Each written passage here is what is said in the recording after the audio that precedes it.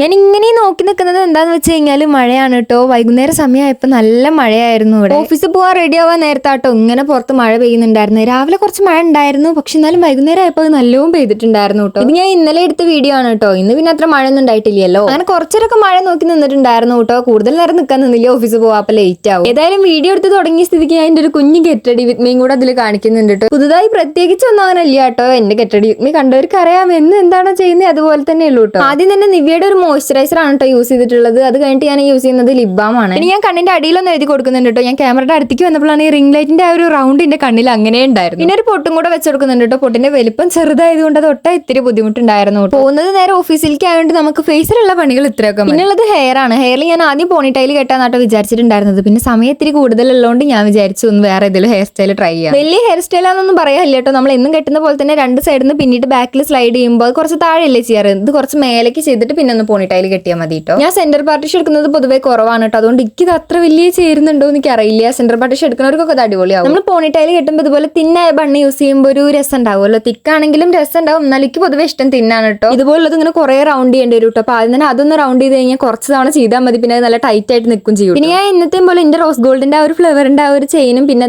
ഈ ഒരു സ്റ്റെഡും ആണ് കേട്ടോ ഇടുന്നത്. വാച്ചും കൂടെ ഇടുന്നുണ്ട് കേട്ടോ. വാച്ച് യൂസ് ചെയ്ത് തുടങ്ങി കഴിഞ്ഞാൽ പിന്നെ നമുക്ക് അതില്ലാണ്ട് പുറത്തേക്ക് പോകാൻ പറ്റില്ല എന്നുള്ള ഒരു അവസ്ഥ കേട്ടോ. ഇതാണ് കേട്ടോ എന്റെ ഒരു കുഞ്ഞു ഗെറ്റ് റെഡി. ഞാൻ 5 മണി ആയപ്പോഴേക്കും ഞാൻ വീട്ടിൽ നിന്ന് ഇറങ്ങിയിട്ടുണ്ടായിരുന്നു കേട്ടോ. ഞാൻ നേരെ പോയിട്ടുണ്ടായിരുന്നത് അമ്മ നിൽക്കുന്ന കടയ്ക്കാണ് കേട്ടോ. അവിടെ നമ്മുടെ ഫ്രണ്ടും ഉണ്ടായിരുന്നു കേട്ടോ. പിന്നെ എന്റെ ഔട്ട്ഫിറ്റ് ഞാൻ കാണിച്ചു തരാം കേട്ടോ. നല്ലൊരു കോഡ് സെറ്റ്. നിങ്ങൾക്ക് ഇഷ്ടമായോ ഇല്ലേ എന്ന് പറയുന്നത് ഞാൻ സോയം തന്നെ മേടിച്ചിട്ടുണ്ടായിരുന്നതാണ് കേട്ടോ. അങ്ങനെ 5:30 ആയപ്പോഴേക്കും അവിടെ നിന്ന് ഇറങ്ങിയിട്ടുണ്ടായിരുന്നു കേട്ടോ. എന്നിട്ട് അമ്മ നേരെ വീട്ടിലേക്ക് പോയി, ഞാൻ നേരെ ഓഫീസിലേക്ക് ആയിട്ട് പോയിട്ടുണ്ടായിരുന്നു. അങ്ങനെ അവിടെ എത്തിയുള്ള വർക്കുകളൊക്കെ വേഗം തന്നെ തീർത്തിട്ടുണ്ടായിരുന്നു കേട്ടോ. പിന്നെ 8 മണി ആയപ്പോഴേക്കും ഏട്ടൻ ക്ലോസ് ചെയ്യാൻ പറഞ്ഞിട്ടുണ്ടായിരുന്നു. എന്നോട് വേഗം ക്ലോസ് ചെയ്യാൻ പറഞ്ഞിട്ട് അവൻ കുറച്ച് ലേറ്റ് ആയിട്ടാണ് എത്തിയിട്ടുണ്ടായിരുന്നത്. അപ്പൊ വരുന്ന വഴിക്കൊക്കെ ഫുൾ അടിയായിരുന്നു. അതിന്റെ ബാക്കിയാട്ടോ ഈ വീട്ടിൽ തീർക്കുന്നത്. വീട്ടിലെത്തി ഡ്രസ്സൊക്കെ മാറിയാൽ തന്നെ പകുതി ആശ്വാസമാണ് കേട്ടോ. ഇന്ന് അമ്മ എന്തോ മസാല റൈസ് പോലെ ഒരു സാധനം ഉണ്ടാക്കിയിട്ടുണ്ടായിരുന്നു കേട്ടോ. അപ്പൊ അത് ടേസ്റ്റ് ചെയ്യായിരുന്നു. നല്ല ടേസ്റ്റ് ഉണ്ടായിരുന്നു കേട്ടോ കഴിക്കാൻ വേണ്ടിയിട്ട്. ഞാൻ വരുന്നതിന്റെ മുന്നേ ഉണ്ടാക്കിയോണ്ട് റെസിപ്പി ഒന്നും എൻ്റെ അടുത്തില്ല. അതിന്റെ കൂടെ കഴിക്കാൻ ഞാൻ വേഗം ഒരു സാലഡും തട്ടിക്കൂട്ടിയിട്ടുണ്ടായിരുന്നു കേട്ടോ. എന്നിട്ട് അതൊക്കെ കഴിച്ച് നേരെ കിടന്നുറങ്ങിയിട്ടുണ്ടായിരുന്നു. അപ്പൊ ഇന്നത്തെ വീഡിയോ ഇത്രയേ ഉള്ളൂ. ബൈ.